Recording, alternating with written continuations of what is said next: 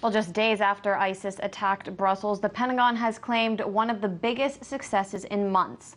Today, Secretary of Defense Ashton Carter reported that ISIS' second-in-command has been killed in a raid in Syria.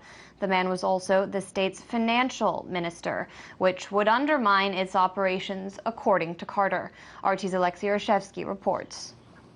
Terrorist with a decade-long membership with al-Qaeda, the man with 12 aliases and $7 million bounty on his head, and also ISIS second-in-command. al-Rahman Mustafa al-Qadul was all that, and today the United States Secretary of Defense Ashton Carter confirmed that he was killed in a bombing raid in Syria. Not the first time he was claimed dead, though. Last year, Iraqi Defense Ministry claimed that he was killed in a U.S.-led airstrike, but the Pentagon did not confirm it back then. Now it is certain, according to Carter, who said that this would seriously undermine the Islamic State's financial operations.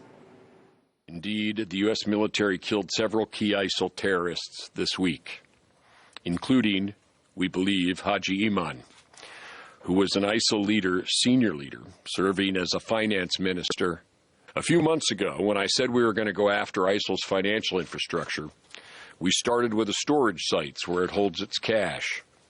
And now we've taken out the leader who oversees all the funding for ISIL's operations, hurting their ability to pay fighters and hire recruits.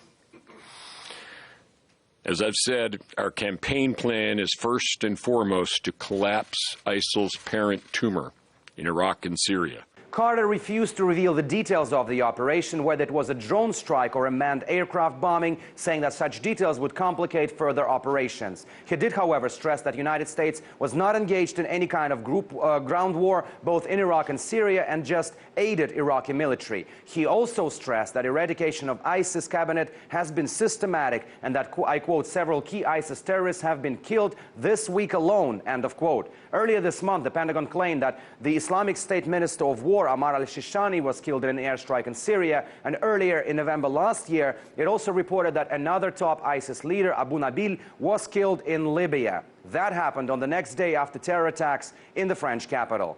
Timing of the success claimed by the Pentagon is very similar today. It comes just days after another ISIS attack in Europe. And even Carter himself acknowledged, I quote, "They will be replaced, but we will continue going after their leadership," end of quote. Alexey Yaroshevsky, RT, reporting from Washington, D.C.